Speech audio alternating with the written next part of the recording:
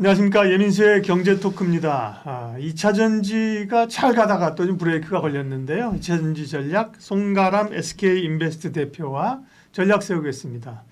어서 오십시오. 네, 안녕하세요. 반갑습니다. 네. 만화를 만찢남이라고 그러죠. 만화 캐릭터 만화를 찍고 나온 잘생긴 남자를 만찢남이라고 그러던데 우리 만찢남 뭔 소리 하나 송가람 대표님과 네. 2차 전지 얘기하겠습니다. 반등이 일단 좀 마무리된 거예요. 힘이 없네, 그죠? 2차 전지가 반등이 나오는가 싶더니 다시 그러니까. 수급이 그리 좋지 못한 모습 보여주고 있는데요. 2차 전지 같은 경우에는 지금 최근 들어서 전체적인 우리가 산업 지표를 볼 때 코덱스 지표로 인해서 이 섹터가 얼마나 움직이는지 체크를 해볼 수가 있을 텐데요. 네. 지금 코덱스 2차 전지 산업 레버리지를 살펴보게 되면 최근 들어서 24% 넘게 급락이 나오는 모습입니다. 이런 모습 속에서 2차 전지를 보유하고 계신 분들 좀 더 떨어질 것인지, 그리고 가지고 계시지 않은 분들은 지금 사도 될지 이 부분 가장 궁금해하시지 않을까라고 생각이 됩니다. 네. 그러니까 이제 바닥을 좀 사실 오래 고생했고 바닥을 잡아왔잖아요, 그죠? 그러다가 때마침 이제 트럼프의 재선 가능성이 당선 가능성이 높아지면서 그죠? 그게 좀 핑계죠, 빌미인데 그죠? 조정을 좀 줬고 테슬라가 좋은 실적 발표했음에도 불구하고 그 영향도 약발이 좀 없습니다, 그죠? 그럼 일단은 뭐부터 봐야 돼? 실적을 봐야 되나? 아니면 뭐 대선 이슈를 봐야 되나? 뭐 중요하게 생각하시는 게 뭐예요? 뭐 두 가지 다 봐야 되지 않나라고 생각되는데 네. 지금으로서는 가장 큰 이슈는 대선 이슈이기 때문에 네. 단기적으로는 아무래도 대선 이슈를 봐야 된다라고 보여지고요. 지금 전반적으로 우리 시장에서 어느 정도 강세를 보였고 10월 중에 좋은 흐름을 보였던 대표적인 섹터가 제약 섹터일 텐데요. 이 제약 섹터가 이 첨생법 이슈도 있었지만 그 외에도 지금 컨센서스가 상당히 잘 나온다. 여기에서 매출이 상당히 잘 나온다라는 예상이 되었기 때문에 지금 좋은 흐름들이 나오고 있는데 2차 전지 산업 같은 경우에는 두 가지 모두 지금 좋지 않은 상황이죠. 매출 부분에 있어서도 상당히 떨어진 부분, 그리고 여기서 우려하는 부분, 각종 이슈들, 그 중에서도 말씀해주신 이 해리슨 그리고 트럼프와의 대결 구도에서 어떤 결과가 나올 것이냐라는 구도 속에서 계속해서 이런 흐름들이 계속 나오고 있는데요.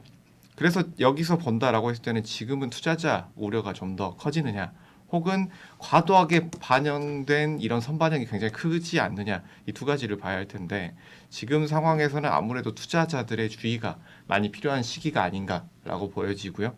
그 점에서 봤을 때 지금의 이 공화당의 대선 후보 트럼프 후보가 상당히 승률이 높아지고 있다라고 많이들 점치고 있는데요. 뭐 21일 현지 시간에서 발표했던 부분 같은 경우에는 뭐 경합주 중에 하나인 노스캐롤라이 주가 있죠. 여기에서 집회 이후에 굉장히 이 부분에 있어서 트럼프 우세가 좀 더 당하지 않겠느냐라는 현지 보도도 있었고, 그렇기 때문에 여기에서 본다라고 한다면 전체적인 지금 상황은 투자자들의 주의가 필요한 상황이 아닐까라고 보여집니다. 네. 그리고 이제 트럼프가 대통령이 되는 것뿐만 아니라 그죠? 더 사실은 힘들어진 거는 지금 공화당이 하원을 장악하고 있는데요. 미국은 상원도 만약에 공화당이 우세당이 돼서 소위 레드웨이브가 되게 되면 정책적 힘이 실리는 거란 말이에요. 그죠? 그렇게 됐을 경우에 부담들을 가지고 있는 건데 그렇게 되면 실제로 인플레이션 감축법에 대한 보조금이 줄어든다든지 폐기한다든지 이런 가능성이 있는 거예요. 네, 충분히 가능성이 네. 있는 말씀이다라고 예. 보여지고요. 지금 말씀해 주신 것처럼 미 대선 결과에 따라서 2차 전지 관련 정책 방향이 정해진다라고 보여지고, 이 때문에 최근 들어서 변동성도 계속해서 커지고 있다라고 볼 수가 있겠죠. 앞서서 말씀드렸던 것처럼 이 코덱스 2차 전지 레버리지 같은 경우에 이 상장 지수 펀드죠. ETF가 네. 이달 들어서만 24% 넘는 하락이 나왔습니다.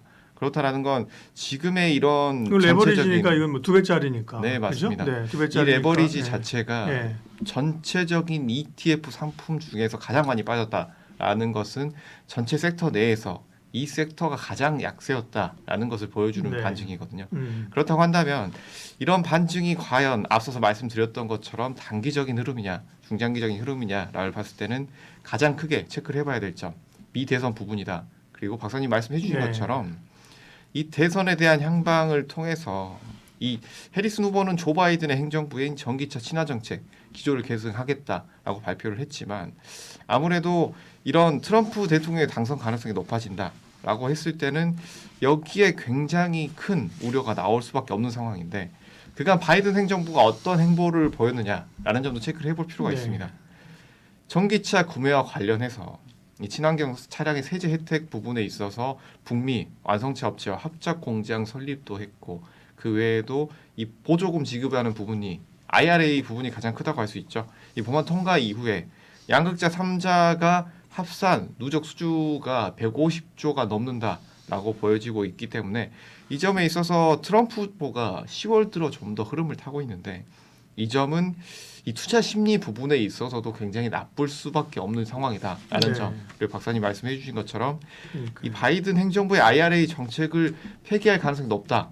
폐기하겠다라는 발언을 실제로 했죠. 그런 상황이기 때문에 여기서 이 정책적인 부분 굉장히 클 수 있다. 결론적으로 본다라고 했을 때는 지금은 매수로 접근하기보다 네. 정책 불확실성 자체가 매우 큰 상황에서 보수적으로 체크를 해보면서 대응해 보시는 것이 어떨까라는 의견 드리도록 하겠습니다. 물론 해리스 부통령이 당선이 되면 친환경 특별히 뭐 전기차와는 급등을 할 수 있고요, 그죠? 생각하기에 트럼프가 됐을 때 이제 고민이 트럼프가 되면 추가적으로 급락할 수 있고 아니면 불확실성이 해소됐기 때문에 사실 트럼프가 만약에 된다고 할 경우 이후부터 또 오를 수도 있어요. 근데 이건 참 시장이 이게 항상 일어나는 이슈, 뭐 금리도 그렇고 정치도 그렇고 어떤 일이 일어날 것이냐를 예측하기가 어렵고 그걸 맞춘다고 하더라도 주가가 어떻게 반응하는지는 또 몰라요, 그죠? 그때 시장 상황과 다른 거기 때문에 어렵고요. 수급은 좀 어때요? 보면 사실 최근에 2차전지 올랐던 거는 소재주가 아니라 LG에너지 솔루션이나 이런 셀사 대형사들이 올랐잖아요. 그때 외국인 기관들이 좀 사서 오른 거잖아요. 이번에 전체적인 2차전지주들에 대한 최근 수급 동향은 어때요? 뭐 말씀해 주신 것처럼 네. 최근 수급 동향 네. 나쁘지만은 않습니다. 네. 이 외국인들의 매수세가 소폭 들어왔기 때문인데요. 하지만 우리가 여기에서 주목해 볼 점, 기존의 이 2차 전지주들의 강세를 보였을 때 외국인 수급에 비하면 굉장히 크지 않은 규모다. 그래서 전체적인 시장에 대한 예수금 많지 않은 상황이다. 이 부분을 체크를 해보셔야 될 텐데 이전 같은 상승 흐름이 나오기 위해서는 수급 부분이 굉장히 회복이 많이 돼야 된다라고 보여지고 최근 들어서 이런 하락 시장 속에서 수급적인 매수 주체는 어느 쪽이었냐라고 했을 때는 개인 주체가 가장 컸다라고 네. 보여지는데 이 개인의 매수 주체가 계속해서 커지고 있다라는 점은 아직까지는 우리가 외국인들이라든지 기관의 매수 금액이 크지 않다라는 점, 이 부분을 포커스를 잡으셔야 될 것으로 보이고요. 이 부분을 잡아야 된다라고 말씀드린 이유는 기존의 2차 전지의 상승을 강하게 이끌었던 수급이 개인 수급도 물론 강했지만 외국인과 기관 수급이 굉장히 강했던 시기이기 때문에 이런 전체적인 수급 부분, 예수금 부분이 얼마나 회복이 되는지 여부 함께 체크를 해보시는 것이 좋겠다라는 점 말씀드리겠습니다. 네. 근데 뭐 항상 양날의 검이거든요. 좋은 점만 있는 것도 아니고 나쁜 점만 있던 것도 아니고 주가가 떨어질 때는 악재가 커 보이는 건데요. 뭐 어떤 이유 주가가 막 오르게 되면 사실 또 그 악재가 호재로 둔갑해요. 그죠? 많이 빠진 게 나쁜 게 아니라 이제 반등이 셀 수 있다라는 얘기도 되는 거기 때문에 그런 점에서 2차 전지를 볼 때 좀 우리가 대체로 지금까지 얘기한 건 좀 부정적인 뭐 부담스러운 얘기였잖아요. 긍정적인 요인은 뭐예요? 앞으로 2차 전지를 보면서 좋아지거나 개선되거나 새로운 트렌드나 좋아지는 요인들이 있다면. 뭐 좋아지는 요인은 무엇보다도 지금의 전체적인 가격을 볼 수가 있겠죠. 네. 지금 가격 조정을 굉장히 많이 받았습니다. 그리고 기간 조정도 상당히 길게 받았는데요. 그렇다고 한다면 이 전체적인 회사들의 메리트, 이 회사들의 매출 대비했을 때 앞으로의 성장성 대비했을 때 이 가격대는 충분히 접근해 볼 만한 가격대가 아닌가라는 점이 가장 큰 메리트가 아닐까라고 보여지는데요.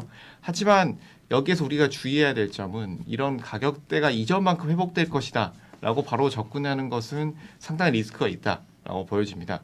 첫 번째 2차 전지가 강하게 올라왔던 점은 바로 미래 성장 가능성이 가장 컸다고 볼 수가 있겠고 두 번째가 이 매출 부분이라고 할 수가 있겠죠. 하지만 미래 성장 가능성에 대한 것들은 아직까지는 유효하다라고 보여지지만 이 두 번째 실질적인 매출 부분에 있어서 해외에서의 이 전기차 판매 그리고 이 IRA를 포함한 미국, 유럽에서의 이 친환경 자동차들의 판매량 이 부분에 있어서 예전만큼의 기대감과 판매량이 회복되지 않는다라고 했을 때는 전체적인 주가 상승의 모멘텀 아직까지는 기대해보기 힘들다라는 점에서 단기 상승은 분명히 나올 것이다. 하지만 중장기적으로는 이런 매출적인 부분 회복이 되어야만 시장에서 긍정적인 반응이 나오지 않겠느냐라는 점 말씀드리겠습니다. 네, 일단 뭐 탑라인의 매출 단위 늘어나야 되는데, 근데 최근에 보면 실적도 LG에너지솔루션도 그렇고 생각보다는 나쁘지 않았고요. 판매도 뭐 특별히 이제 미국 쪽에서 판매량이 좀 늘어나고 있다는 얘기도 있어요. 기대할 만도 한데요. 결국은 시간이 걸리는 거죠, 이게 그죠? 네, 맞습니다. 결국 실적으로 확인해야 되는데 모멘텀보다는 실적으로 확인하려고 하면 계속 올해 2분기, 3분기, 4분기 이연되기 때문에요. 전체적으로는 2차 전지는 지금 공격적으로 갈 필요는 없다. 그죠? 보수적으로 보자고 하셨는데 그러면 2차 전지가 좀 다시 좀 부각될 수 있는 시기는 언제쯤으로 되게 예측할 수 있을까요? 2차 전지가 다시 네. 오르는 네. 시기라고 본다면 네. 일단 첫 번째 난관인 이 대선 이후를 그렇죠. 봐야 또 끝나야죠. 된다라고 그죠? 보여지는데 네. 지금은 가장 큰 불확실성에 대한 부분이 미국의 IRA 어떻게 진행이 되겠느냐라는 점으로 볼 수가 있을 테니까 그래서 이런 부분의 불확실성이 해소가 된다. 첫 번째 이 대선이 끝난다라고 한다면 단기로는 어느 대통령이 되더라도 충격은 있을 수 있겠지만 그 부분이 그만큼 단기로 길게 가지는 않을 것이다라고 보고 있고 그래서 이 부분에 있어서 불확실성이 해소된 이후에 방향성이 어느 정도 정해진 이후 접근을 해보시는 것이 어떨까라는 점 말씀을 드리겠습니다. 네. 2차 전지에 대한 뭐 대략적인 시각은 그렇고요. 또 이제 뭐 인내 시간이 필요한 거예요. 그런데 이번에도 이제 LG 에너지 솔루션이 올라오는 거 보면요. 바닥에서 얼마 올라왔냐면요. 이번에 한 그냥 31만 원, 32만 원 잡더라도 고가가 43, 4만 원까지 갔거든요. 그러면 30% 이상 그죠? 고가 기준으로 하면 30% 이상 올랐단 말이에요. 30%, 35%까지 이런 상승이 나올 수 있는 거죠, 그렇죠? 네. 그러면 전체적인 시각은 좀 보수적인 대응인데 그 중에서도 그렇다면, 네, 뭐 지금이 아니더라도 2차 전지 업중에서는 그러면 어느 쪽이 제일 종목별로 보면 어느 쪽이 나아 보입니까? 네. 지금은 본다라고 한다면 말씀해주신 뭐 LG 에너지 솔루션이랑 삼성 SDI 쪽을 체크를 해봐야 되지 않겠느냐. 그리고 또 하나 본다면 포스트 홀딩스 이 정도까지 보고 있는데요. 네. 그 이유 같은 경우에는 지금 뭐 순매수 개인들도 포함해서 매수 부분에 있어서 가장 크게 이런 매수 금액이 들어오고 있는 종목군들은 바로 이 원통형 배터리 그리고 이슈가 있었던 대형 종목들 위주로 매수가 크게 들어오고 있기 때문에 이런 순매수가 계속해서 이어질 것으로 보이고 2차 전지 부분이 회복이 된다라고 한다면 대형주 위주 추가적인 회복이 먼저 나오지 않겠느냐라고 보고 있습니다. 네, 지금은 뭐 확실히 셀이 움직이니까 그죠? LG 엔솔이 뭐 대장주고요, 그죠? 뭐 시총이 많다는 게 아니라 시장을 주도하는 대장주고 셀사 가운데서는 다음으로 삼성 SDI를 꼽으셨고 소재 쪽에는 포스코 홀딩스를 뽑으셨군요. 네. 기타 뭐 나머지 소재들은 뭐 누구 볼만한 거 없어요. 뭐 동박이나 전해질이나 뭐 이런 뭐 한때 무슨 실리콘 음극재 뭐 이런 얘기 많았잖아요. 근데 요즘 뭐 관심 별로 없네요, 그죠? 그러니까 그런 쪽으로 이제 수급이 안 들어가서 그런 거죠, 그죠? 네, 맞습니다. 그쪽으로는 아무래도 지금 최근 들어 수급이 약하기 때문이다라고 그러니까요, 예. 보여지는데 여기에서 우리가 뭐 원통형 배터리 외에 대형주에 우리가 추가로 본다라고 했을 때 2차 전지 내에서는 아무래도 전고체 배터리 부분을 체크를 해보시는 것이 어떨까라는 점 말씀을 드릴 텐데 네. 뭐 예전에 핫했기 때문에 많은 분들 아시리라고 생각은 하지만 지금 뭐 전해질 부분을 고체로 대체한다고 해서 전고체 배터리인데 이 부분은 아직까지는 상용화는 되지 않은 상태입니다. 아직 개발 초기 단계. 그렇지만 이 전고체 배터리 같은 경우에는 기존 이 고체로 하지 않은 전해질에 대비했을 때 안정성 그리고 배터리 용량 이 부분에 있어서 굉장히 크게 향상이 되기 때문에 네. 이 2차 전지 그리고 이 전기차 같은 경우에는 배터리 용량이 굉장히 중요하죠. 그렇지만 최근 들어 또 한 가지 이슈가 있었던 게 바로 안정성 이슈죠. 이 지하 주차장 폭발 사고라든지 네. 다양한 이슈들이 있었기 때문에 이 부분에 있어서 국내 배터리 3사에서 굉장히 크게 개발하고 있고 이 대형주들 삼성 SDI 외에도 기술력을 가지고 있는 전고체 배터리 회사들이 많이 있기 때문에 이 회사들은 꾸준히 우리가 체크를 해볼 필요가 있다라는 점 말씀을 드리겠고 뭐 삼성 SDI, LG 에너지 솔루션 외에도 뭐 전고체 배터리 장비를 개발하고 있는 뭐 DI 테크놀로지 외에도 테이펙스 그리고 한농화성 이런 회사들 함께 한번 체크를 해보시는 것도 좋겠다라는 점 말씀을 드리겠습니다. 바이오에는 투자 기회가 얼마나 남아 있는가 논의하겠습니다. 최근 뭐 그래도 가장 굳건하게 오랜 시간 주도주로서의 지위를 유지하고 있는 게 바이오입니다. 조금 슬로우하긴 하지만요. 네. 바이오의 상승은 아직 남아 있습니까? 이렇게 먼저 여쭙겠습니다. 뭐 아직까지는 남아 네. 있다라고 보여집니다. 말씀해 주신 것처럼 많이 올랐습니다. 그렇죠. 특히 네. 대형주 위주로 뭐 최근 들어서 이슈가 있었던 대형주들 굉장히 고가놀이를 하고 있는데 이 종목군들도 아직까지는 좀 더 상승 여력이 남아 있다고 보이고요. 삼성바이오, 네. 알테오젠, 유한양행 그죠? 이런 기업들. 네. 이런 기업들 아직 상승 여력 남아 있다고 보이고 음. 그 외에도 이런 가격들이 부담되는 위치이기 때문에 이런 대형주 외에도 아직 기술력이 있고 임상을 진행 중이며 매출이 잘 나올 수 있는 회사들 많이 남아 있습니다. 네. 이런 회사들 한번 체크를 해보시면서 가져가 볼 수 있는 시기가 아닌가라는 점 말씀을 드리겠습니다. 올해 상반기에는 SK 하이닉스나 한미반도체 뭐 이런 기업들 소부장 쪽에서도 소위 이제 급등 종목이 나왔는데 뭐 최근에는 사실은 제일 제대로 된 뭐 물론 이제 아까 2차전지 얘기도 했지만 뭐 우리가 엔캠 이런 것도 뭐 시세가 엄청 날 땐 났지만 최근 들어서 아마 바이오 쪽에서 믿음을 가지고 붙잡고 계셨던 분들은 수익을 엄청 났을 거예요, 그죠? 알테오젠만 하더라도 알테오젠 38만 원이네. 이거 저한테도 주변에서 막 7, 8만 원 할 때 좋다고 하신 분 있거든요. 네.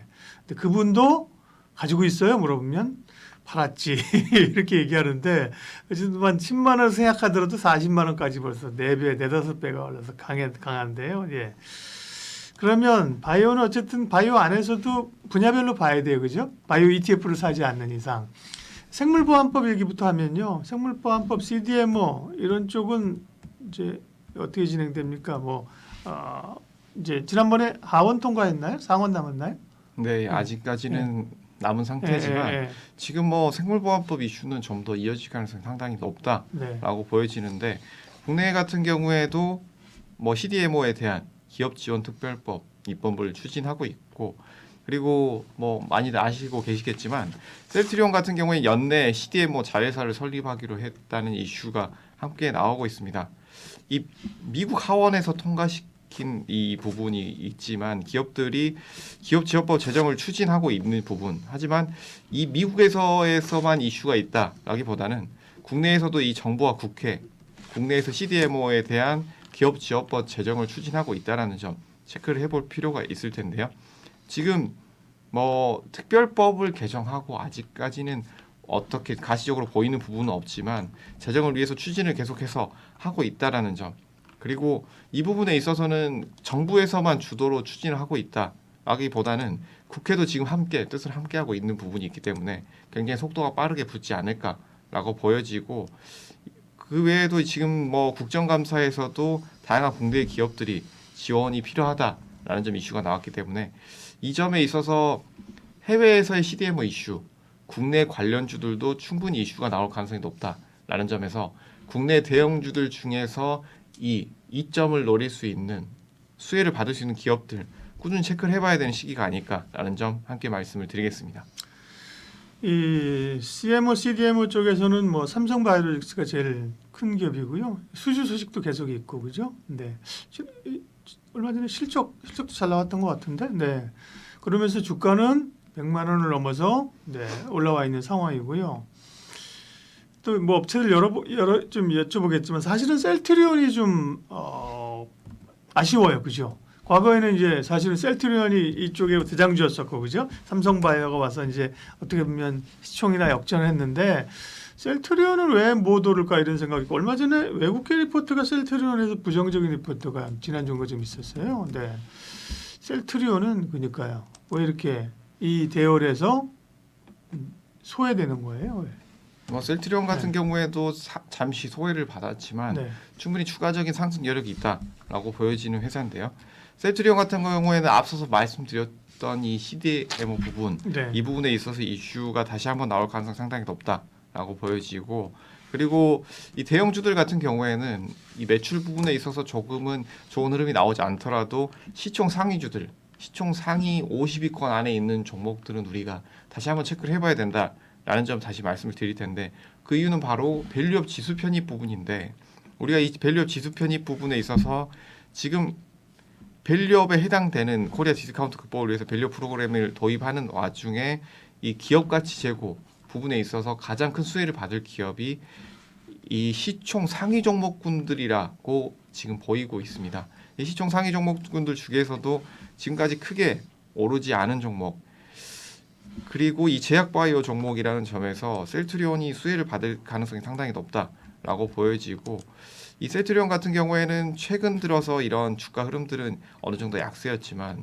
이 바이오 시밀러 부분에 있어서 강세를 보이고 있다라는 점, 그리고 유전차 검사 부분에 대해서도 이슈가 있다. 또 한 가지, 지금 뭐 어느 정도 학회는 어느 정도 올해 학회는 마무리되는 모습인데요. 내년에도 이런 이슈가 있는 학회들이 계속해서 이어질 예정이기 때문에 이런 이슈 학회들 체크를 해보시면서 관련된 지역주들은 함께 체크를 해볼 필요가 있다. 셀트리온 같은 경우에는 밸류업 이슈, 그리고 그 외에도 다양한 바이오 시밀러 제품들의 판매량 증가, 그리고 여기에서 이런 임상 실험을 하고 있는 부분, 이 부분을 기술적인 부분까지 체크를 해본다면 앞으로의 주가 흐름은 한번 기대를 해볼 만하다라는 점 말씀을 드리겠습니다. 그러니까요. 셀트리온이 아쉽다니까요. 이 사실은 유럽 진출도 먼저 했고 미국 뚫고 있는데 뭔가 얘기는 있는데 뭔가 이건 사실 좀 조심스러운 얘기지만 그럼 뭐 리더십에 대한 불안인 건지, 또 지난번에 3사 합병하면서 헬스케어는 합병했고 그죠. 제약도 합병을 하려고 했는데 또 안 한다 그랬던 것 같고, 최근에 보니까 뭐 CDMO 또 자회사를 또 하나 설립한다고 하고 맨날 회사를 좀 붙였다 뗐다 하면서 노이즈가 좀 있어 보여요. 네.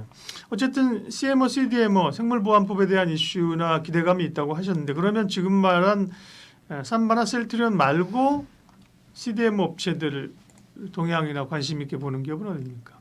뭐 몇 군데 거론이 되잖아요, 네, 그죠? 네. 지금 몇 군데가 네, 네. 얘기가 되고 네. 있는데, 아무래도 이 CDMO 같은 경우에는 이 회사들 중에서 네. 대형주들, 그리고 국내 안에서도 이런 어느 정도 매출이 잘 나오고 있는 회사들 체크를 해봐야 된다라고 보여지는데, 이 회사들 중에서도 우리가 본다라고 하면 국내 매출 상위 종목들을 보는 게 맞다라는 점 말씀을 드릴 텐데, 지금 우리가 본다라고 한다면 뭐 녹십자라든지 종근당, 그 외에도 뭐 삼성바이오로직스라든지 셀트리온 같은 이런 대형주들 위주로 체크를 해봐야 된다라는 점 말씀을 드릴 텐데, 이 CDMO 같은 경우에는 지난해 기준에 상위 5개 기업이 64.5%를 차지하는 과점 시장입니다.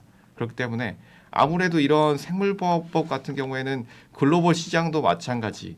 글로벌 기준, 방금 말씀드렸던 건 글로벌 기준인데요. 네. 글로벌 기준으로 해서 상위 기업이 차지하고 있는 파이가 큰 만큼 이런 상위 기업에서 수주를 받거나 같이 함께 있을 수 있는 기업들은 현재 국내에서도 이 매출 상위 4위나 5위권, 넓게 본다고 하더라도 10위권의 이런 시총이 큰 업체가 될 것이기 때문에, 지금 앞서서 말씀드렸던 이 삼성바이오로직스나 셀트리온, 뭐 종근당이나 유한양행, 그 외에 뭐 녹십자 이런 대형주들 위주로 함께 체크를 해볼 시기다라는 점 말씀을 드리겠습니다. 네. 뭐 ST팜 또 바이넥스 또 뭐 있더라. 지역 중소형도 있고 사실 탄력도 있어요. 근데 대형주 중심으로 접근해 보자고 말씀을 하셨고요. CDMO 말고는 제약바이오에서는 가장 최근의 이슈는 비만이죠, 비만. 네, 맞습니다. 네네. 그쪽은 한 바퀴 조금 바람이 좀 불었는데 이후의 흐름들은 어떻습니까? 네. 비만 치료제 네. 같은 경우에는 한 바퀴 바람이 네, 불었죠. 네, 네. 하지만 이외의 흐름도 우리가 충분히 기대를 해볼 만하다라고 보여지는데, 예. 많이들 알고 계시겠지만 뭐 예전에 말씀드렸던 부분, 비만 치료제 부분은 아직 뜨기 전에 말씀을 드렸죠. 굉장히 큰 이슈를 몰고 올 것이다, 굉장히 강할 것이다 라고 말씀드렸는데, 지금 시장에서 정말 큰 관심을 몰고 오고 있죠. GLP-1 제제 자체가 굉장히 지금의 이런 4세대, 5세대 비만 치료제 부분에 있어서 부작용도 적고 각광을 받고 있다라는 점에서 추가적인 이슈 머리를 할 가능성이 상당히 높은데요. 지금 국내 판매를 시작을 하면서 관련 네, 사들의 위고비 판매하면서 그죠? 관심을 네, 뭐 맞습니다. 뉴스에는 뭐 물건 먹고 한다 막 이랬거든요. 그래서 블루엠텍이 또 급등할 줄 알았더니만 또 주가는 또 그렇지 않아 그죠? 네. 이게 블루엠텍 같은 경우에는 어느 정도 선반영된 그렇죠, 선반영이 부분이 됐죠. 있다라고 볼 네, 수가 네, 있겠고 네. 블루엠텍은 계속해서 말씀을 이제 뜨기 전에 말씀드렸던 종목인데 이 네. 회사 같은 경우는 아무래도 유통 이슈가 있기 때문에 계속해서 네. 주목을 받았고 어느 회사에서 유통을 하더라도 블루엠텍이 빠지지 않을 것이다라는 점에서 굉장히 많이 올라왔는데 주가가 선반영된 부분이 굉장히 크기 때문에 지금은 상당히 다시 한번 눌리는 모습이 나오고 있고 네. 전체적인 이 비방 치료제 관련된 대형주들은 계속해서 크게 밀리지 않고 뭐 대표적으로 뭐 유한양행 같은 네. 종목 같은 경우에도 계속해서 GLP-1 관련된 제재를 생산하거나 연구하고 있는 회사들은 고가에서 좋은 흐름들을 보이고 있는데 이 흐름은 좀 더 이어질 가능성이 상당히 높다. 하지만 중소형주들은 이런 등락폭이 블루엠텍처럼 네. 클 가능성이 상당히 높다라고 펩트론 같은 보여집니다. 경우가 지난번에 뭐 계약하고 해서 급등했잖아요, 그죠? 네. 펩트론 네. 펩트론 같은 경우에는 네. 아무래도 이런 GLP-1 제재가 이슈가 있기 전부터 계속해서 비만 치료제 관련해서는 이슈가 있었던 회사죠. 계약 부분에 대한 이슈가 있을 때마다 주가가 움직이는 흐름들이 나왔는데요. 이런 흐름들은 제약 이런 치료제 비만 치료제 관련해서 계속해서 이슈가 나올 때마다 좋은 흐름들이 나올 것으로 보이는데 지금 상황 속에서는 이런 흐름들은 이어질 것으로 보지만 여기에서 우리가 추가 매수로 접근하기보다는 이 안에서 아직까지 이슈가 없었던 네. 주가가 크게 오르지 않은 GLP-1 제재를 가지고 있는 회사라든지 관련된 이슈나 이런 치료제 개발 기술을 가지고 있는 회사들 한번 체크를 해볼 필요가 있다라는 점에서 지금은 고가에서 조금 더 움직임이 나올 것이다. 하지만 그 안에서 기술력이 있는 크게 오르지 않은 회사들 찾아볼 시기다라는 점 말씀드리겠습니다. 바이오는 뭐 얘기할 게 굉장히 많습니다. 지금 얘기한 뭐 CDMO나 그 비만 말고도 계속해서 이제 바이오텍들이 견조해요. 바이오텍도 그죠. 뭐 알테오젠, 리가캠, 에이비올 관심이 또 있고요. 또 뭐 신규주들이 꽤 있어가지고 방송에서는 퓨처캠, 뭐 전립선 뭐 암 진단 그것도 얘기하시고 진단 키트들도 사실 그죠. 여기저기서 이제 좀 원숭이 두창이나 이런 거 한다고 해서 움직이는 바도 있어요. 그럼 어쨌든 제약바이오 얘기하셨는데 그 중에 뭐 여러 소 섹터를 얘기했지만 송가람 대표님이 좀 지금 시점에서 탑픽으로 제시해 줄 수 있는 종목은 뭡니까? 네. 저는 장기로 본다면 탑픽은 아무래도 이런 CDMO 관련된 종목들을 봐야 된다라고 네. 하지만 매수 관점으로 본다라고 했을 때 비만 치료제를 말씀을 드리겠습니다. 그래서 네. 결론적으로 비만 치료제인데 네.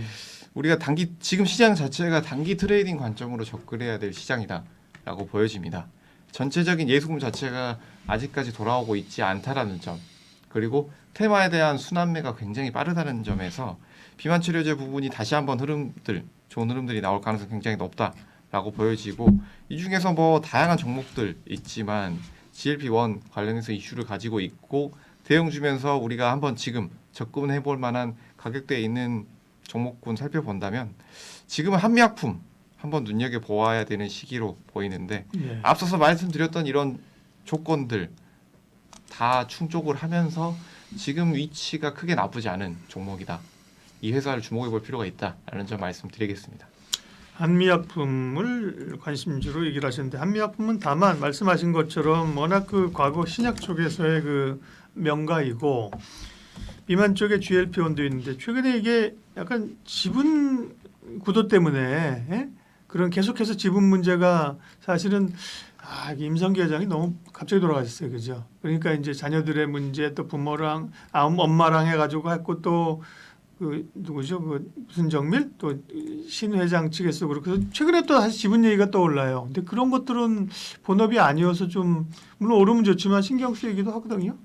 뭐 오너가 이슈 네, 아무래도 이런 경영 이슈나 리스크 같은 것은 무시를 할 수 없는 상황입니다.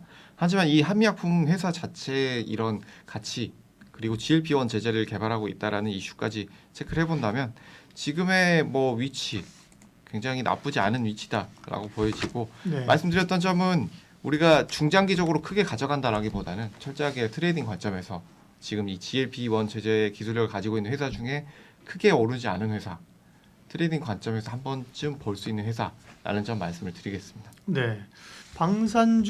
방산주도 이슈가 그죠?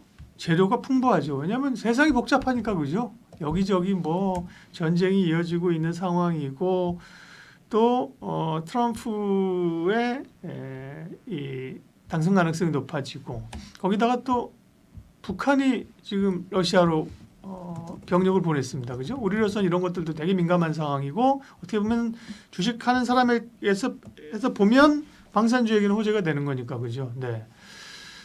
방산주 네, 역시 바이오 얘기한 것처럼 이제 추가적인 상승 여력이 있을까요? 많이 오르긴 했어요, 방산주도 그죠? 네, 맞아요. 네, 그렇습니다. 네. 지금 뭐 방산주들 대표적으로 현대로템 같은 경우에는 그쵸. 굉장히 고가죠. 네, 최근 들어서 조금 늘리긴 했지만 네, 아직까지 큰 거래 대금 없이 잘 지지되는 모습이 나오고 있습니다. 네. 그래서 이런 대형 방산주들은 추가적인 상승 여력 아직 남아 있다라고 보여지고요. 그래서 지금 이 대형주들을 따라간다라고 보기는 쉽지 않겠지만 추가적인 뭐 고가에서 예전에 보유하신 분들은 계속해서 꼭 꾸준히 가져가봐도 좋지 않을까라는 점 말씀을 드리겠습니다. 와, 롯데는 제가 연봉으로 보니까 139% 올랐어요. 2배 넘게 오른 거죠, 그죠? 그렇죠. 하나 에어로스페이스도 중간에 거래 정지가 좀 있었는데 하나 에어로스페이스도 여기 190% 올랐네, 그죠? 그러면 200%니까 3배 올랐다는 거잖아요, 그죠? 와, 엄청나게 뭐 올해 강세를 갔는데 그러면 이제 이슈를 좀 하나씩 좀 볼게요. 방산주를 둘러싼 체크해야 될 이슈는요. 네. 뭐 다양한 이슈들이 있지만 음. 최근 이슈들 몇 가지 체크를 해본다면 지금 가장 핫한 이슈 러시아와 우크라이나죠.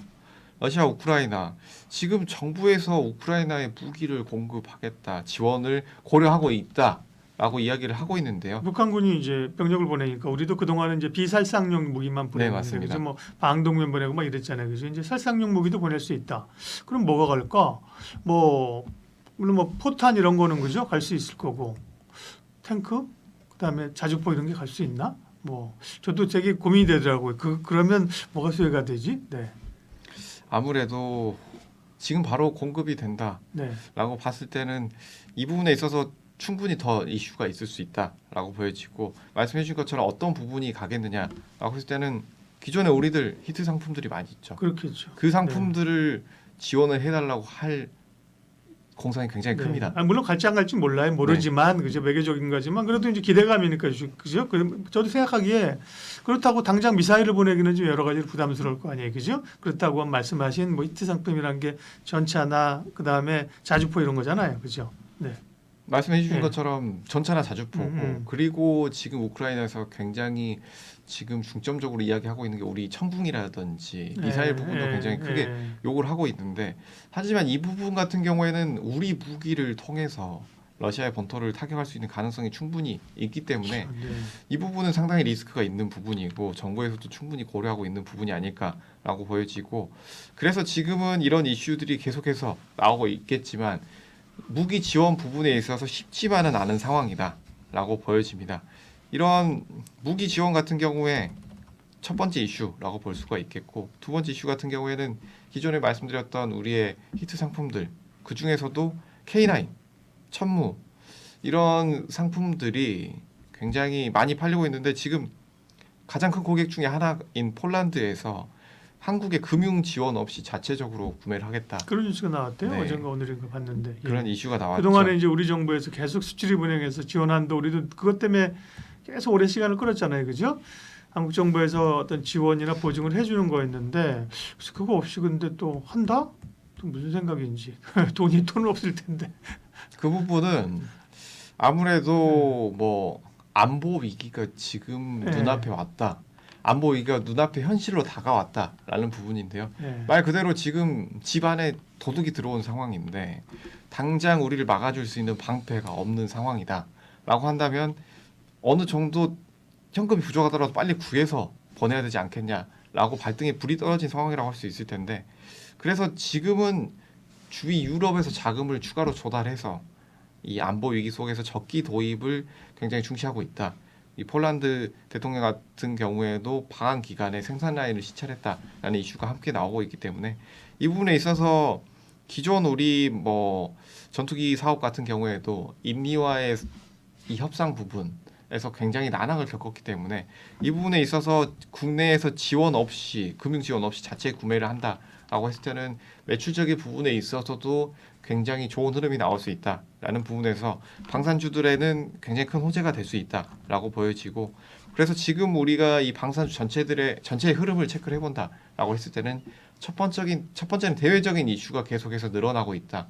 지정학적인 리스크, 특히 우크라이나 러시아에서의 긴장이 조금 더 고조되고 있고 가장 가까운 이슈는 북한군의 파병 부분이라고 할 수가 있을 거고요. 그리고 또 한 가지 보게 된다면 바로 이 기존의 고객들의 이런 구매, 추가적인 구매 부분에 있어서 이슈가 계속해서 나올 것이다 라고 보여지기 때문에 대형주, 기존에 매출이 잘 나왔던 종목군들 위주로 좀 더 추가적인 매출이 잘 나올 수 있다라는 점 체크를 해보시는 것이 좋겠다는 점 말씀드리겠습니다.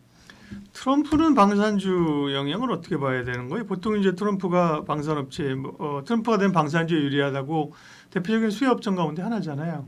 근데 역으로 생각하면 뇌피셜이긴 하지만 트럼프가 되면 우크라이나 전쟁 끝낸다잖아요, 그죠? 끝낼지 안 낼지 모르겠지만 푸틴이랑 뭐 전화 통화했고 만약에 끝낸다. 그러면 사실은 또 방산주는 또 악재잖아요. 왜 이 방산주가 트럼프 수혜주로 떠오르는 거예요? 뭐 트럼프 수혜주 같은 경우에는 기존의 이 방산주들, 특히 이 트럼프 같은 경우에는 방산주 쪽에 수혜주로 계속 뽑히는 것이 제조 쪽에 지원을 많이 하겠다라는 부분이 가장 크다고 할 수 있을 텐데요. 이 방산주도 어느 정도 제조 쪽이라고 할 수가 있겠고, 그리고 이 부분에 있어서 육성 가능성도 있다라고 보여지기 때문에 시장에서 이런 반응을 보이지 않느냐라고 보여지고 있고, 말씀해주신 부분, 이 우크라이나에서 평화 협정이 되고 재건 쪽으로 이슈가 일어날 것이다.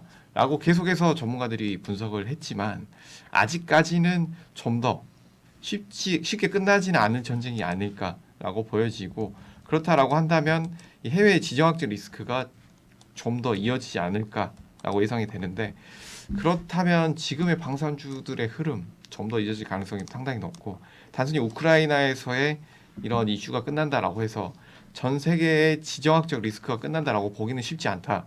그 일례로 뭐 헤즈볼라 이스라엘 이 부분도 체크를 해볼 수가 있을 텐데 네. 뭐 이 부분은 원유 공급 쪽으로 이슈가 많이 있었죠. 하지만 이 정유와 방산주 정유 쪽과 함께 이슈들이 나왔는데 뭐 방산주들 같은 경우에 이와 마찬가지로 정체적인 이런 이슈가 계속해서 나올 것이라는 점 그리고 트럼프 전 대통령 같은 경우에 기존 이 대통령이던 시절의 정책들이 어떠했는지 여부 한번 볼 필요가 있다라는 점 말씀드릴 텐데 이 방산업체들은 정책 자체가 굉장히 방산업체에 유리한 점, 제조업 자체에 유리한 점으로 작용을 했기 때문에 이 부분에 있어서 방산업체들도 유리하게 작용할 가능성이 상당히 높다. 트럼프의 당선 가능성이 높아질 가능성이 높다라는 점 그리고 두 번째 그 외에도 이런 지정학적 리스크가 계속해서 늘어나고 있다라는 점 국내에서의 판매량 늘어날 가능성이 상당히 높다라는 점 이 세 가지를 체크를 해본다면 지금의 방산주들의 흐름은 짧은 흐름으로는 끝나지 않을 가능성이 상당히 높다라는 점 말씀을 드리겠습니다. 그러니까요. 이제 좀 고민해 볼 것은 주가가 많이 올랐기 때문에 이 밸류에 대한 부담들인데 밸류 부담도 물론 이제 제가 리포트를 제대로 막 지금 찾아서 볼 수는 없는 상황이라 HTS에 올라와 있는 그 그냥 FN 가이드 자료를 보게 되면 뭐 로템 같은 경우도 제 생각에 뇌피셜로 방산주 PR이 한 30배 넘어서 40배 가겠구나 생각했는데 로템 같은 경우도 보니까 PR이 올해 예상 기준으로 19배, 내년에 12배. 그렇죠? 높지 않아. 그러면 하나 에어로스페이스 같은 경우는 꽤 높겠지? 보면 뭐 여기도 그렇게 높지 않아요. 그죠? 그렇게 보면 이제 실적이 만큼 나와준다는 거 아니겠어요? 그죠? 예. 에어로스페이스 같은 경우도 보면 PR이 올해 기준으로 29배. 조금 뭐 쓸 수 있죠. 내년부터는 또 되게 낮거든요. 이제 이런 걸 보게 되면 네. 결국 성장의 내러티브만 있으면 내년에는 에어로스페이스는 18배. 그죠? 이 기준으로 보는 건데. 밸류 부담은 크게 없네요. 네. 네, 맞습니다. 네. 지금은 밸류 부담은 그렇게 크지 않은 네. 상황이다.